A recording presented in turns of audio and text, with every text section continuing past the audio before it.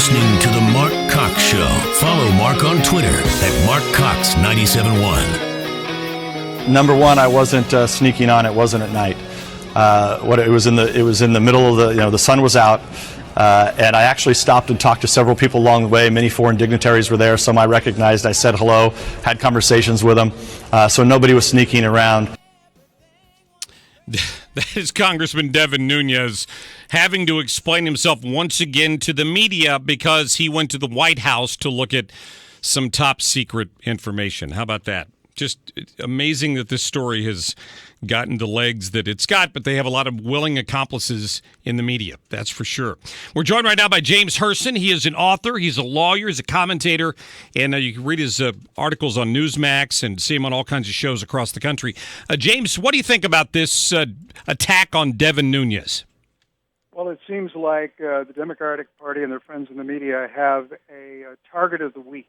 Yeah. And the target this week is Devin Nunes, no question about it.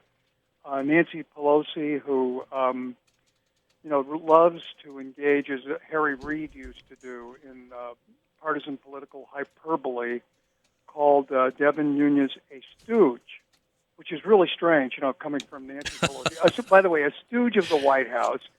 And Chuck Schumer, the minority leader of the Senate, has called for his resignation. And the media is joining in. A House opinion column from Washington Post, from other publications, have called for him to resign, to step down. He is, of course, the chairman of the Intel Committee of the House. It's kind of interesting because you look at the motives of the Democrats. I mean, what they argue are two things. The first thing is they say, well, Nunes went to the press, as we know, last week, and disclosed his stunning revelations about the fact that the Trump transition team and Trump himself had been surveilled. And he didn't go to his committee, particularly the Democrats and the ranking Democrat, Adam Schiff, first. That's their first reason he should resign. And the second reason is that he then went and briefed the White House. Well, the Democrats say, oh, that shows, and that's why Nancy Pelosi called him a stooge, that he is really, he's not independent. He can't investigate the White House. But the real reason that he's being attacked is because the Democrat Party today has one goal, one objective. They stand for one thing. They don't want to govern. They don't have any legislative ideas. They have no proposals. All they want to do is push the Russian meme. And why do they want to do that? Because they want to harm the Trump administration. They want to, as Maxine Waters is to be believed, they want to get rid of Trump, but they at least want to delegitimize Trump. And the Russian meme, Adam Schiff over the weekend expressed it this way: the Russians hacked our democracy. That's one of their memes. Basically, by the way, there is no evidence if you define a hack as an intrusion, technological intrusion into a computer. From a traditional point of view, it's not a hack anyway. We have evidence that it was a phishing expedition. Right. And that John Podesta or his staff stupidly clicked on a link that most people know they're not supposed to do. We also know that they had John Podesta's private email, most likely because Hillary Clinton had left her server unprotected. So essentially, the Democrats opened the door to hacking. Guccifer Toof, a very infamous hacker, said he did. And though the Democrat Party is trying to portray him as an ally of Vladimir Putin, he's an ally of no one except himself. But the point is, the real reason that they're attacking the chair of the Intel Committee is because he stands as a threat to their sole purpose right now, the Russian meme. The House Intel Committee has hit a little fork in the road. Right. And that fork takes them to the real story, a story that Democrats want to suppress, and that is that an administration that was known for conducting illegal surveillance on James Rosen of Fox News, James Risen of the New York Times, over 100 members of the Associated Press, Angela Merkel and other leaders and has used the exact same technique that appears to be used here in surveilling members of Congress prior to the Iran deal. That is the big story, and that leads to possible serious felonies.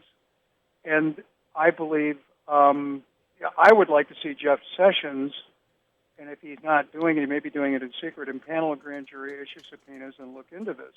I mean, this plus the leaks, because that's crimes that we know that were committed. And I would like to explain to your listeners.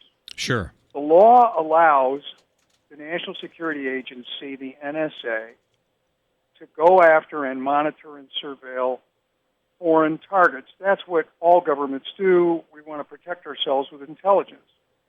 Sometimes these foreign targets, they could be spies, diplomats, etc., could happen to be in contact with a U.S. citizen.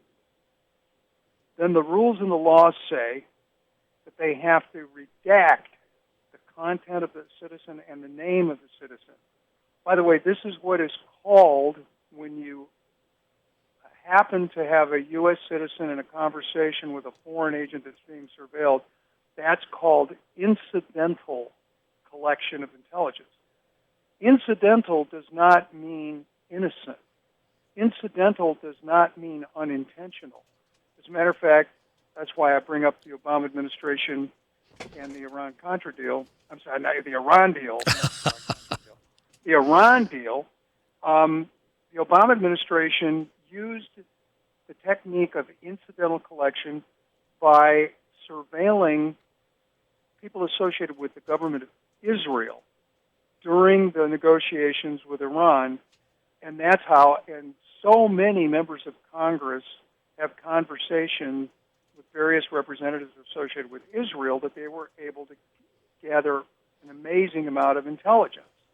So this is a technique they use, and obviously this is speculation on my part, but I believe ultimately this will lead to evidence that the Obama administration used this same technique, went after the Trump transition team, tried to make it look legitimate by making it incidental using foreigners, but it was a pattern, a strategy that itself was illegal, and then unmasking the names and distributing them and disseminating them throughout the government clearly is illegal.